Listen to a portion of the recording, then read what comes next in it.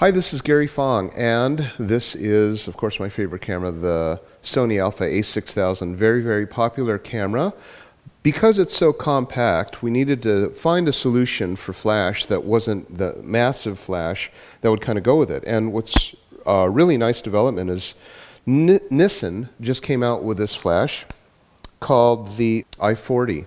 And what's nice about it is it has a very, very good guide number. It's a 40 guide number, compared to, like, say, for example, a Canon 430EX, which is a 43 guide number. This is a very powerful flash. It's very compact.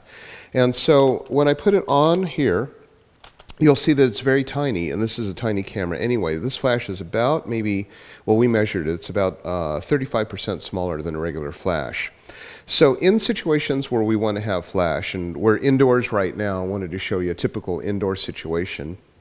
And we've got the lights, you know, kind of down low so you can see what it would look like with flash. I'm going to do some flash photos with the direct flash, but also with our LightBlade.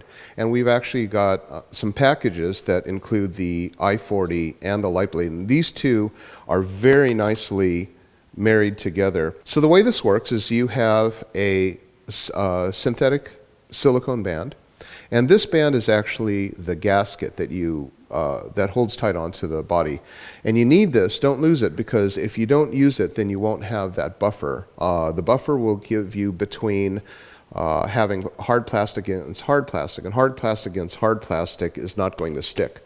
But when you put something like the synthetic band on here, now you've got something for our piece to grab onto. So the band is actually made for larger flashes. You saw that I just double looped it. And then the LightBlade. This thing, again, fits in your pocket, and it has these little bumps. And what these bumps do is it takes the light and it scatters them. That's what the half spheres are for. We've used half spheres in a lot of my lighting products in order to get that kind of a effect. So now to mount it, it's real simple. Turn the flash head sideways like that. And the reason why it's going to be sideways is because the LightBlade is meant to be mounted sideways. Now, on all of our other products, we like to mount the LightBlade in front. But on the i40, we found that we get much better shadow reduction if we mounted it on the back. And all I'm going to do here is I'm just going to pull on this strap like that.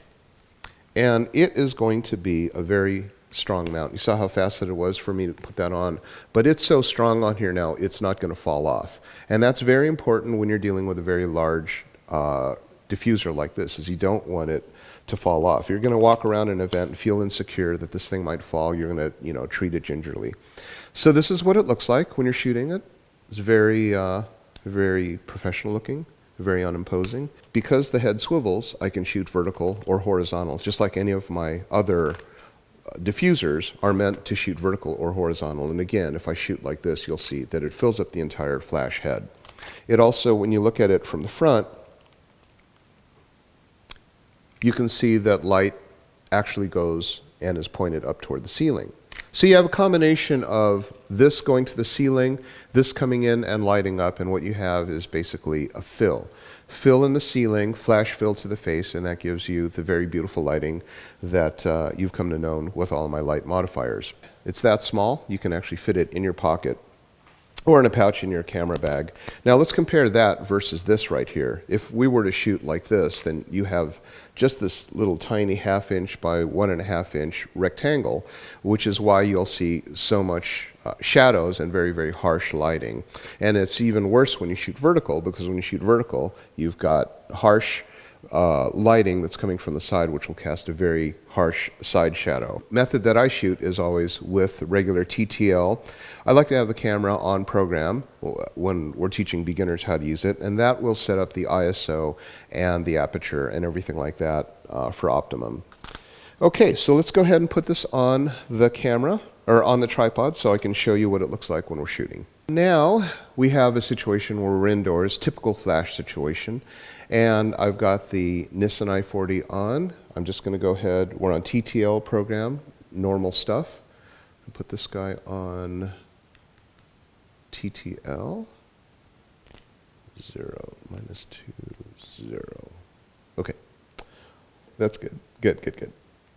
Okay, so here we have the shot, and you can see it's a very telltale side shadow, very harsh lighting, And that's what you would get with, you would expect with normal flash. So now we're going to go ahead and put the LightBlade on.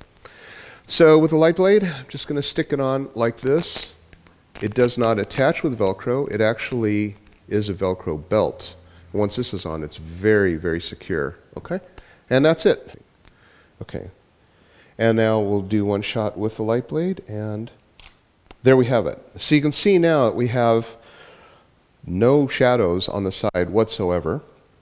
We'll compare the two. So here is the shot with the regular direct on-camera flash, and this is with the LightBlade.